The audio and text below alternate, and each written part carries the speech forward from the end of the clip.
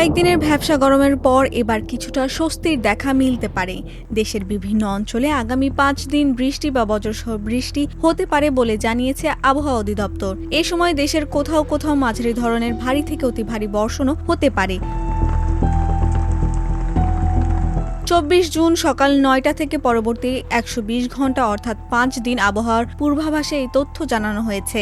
আবহাওয়াবিদরা বলছেন, লঘুচাপের বর্ধিতাংশ গাঙ্গেয় পশ্চিমবঙ্গ থেকে উত্তর পশ্চিম বঙ্গোপসাগর পর্যন্ত বিস্তৃত রয়েছে। মৌসুমী বায়ু বাংলাদেশের ওপর মোটামুটি সক্রিয় এবং উত্তর বঙ্গোপসাগরের অন্য এলাকায় দুর্বল থেকে মাঝারি অবস্থায় রয়েছে। পূর্বাভাস অনুযায়ী 24 জুন রংপুর, ময়মনসিংহ, বরিশাল, চট্টগ্রাম ও সিলেট বিভাগের অনেক জায়গায় এবং রাজশাহী, খুলনা ও ঢাকা বিভাগের কিছু জায়গায় দমকা হাওয়া সহ বৃষ্টি বা বজ্রসহ বৃষ্টি হতে পারে। একই সঙ্গে দেশের কোথাও কোথাও মাঝারি ধরনের ভারী বর্ষণের সম্ভাবনাও রয়েছে।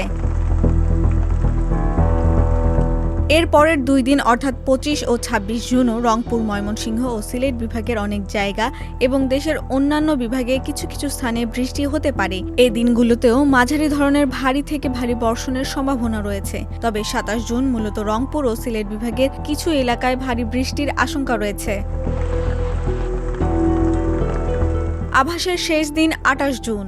ময়মনসিংহ, চট্টগ্রাম ও সিলেট বিভাগের কোথাও কোথাও মাঝারি ধরনের ভারী থেকে অতি ভারী বর্ষণ হতে পারে বলে জানিয়েছে আবহাওয়া অধিদপ্তর। এই 5 দিন পরও বৃষ্টির প্রবণতা আরও বাড়তে পারে।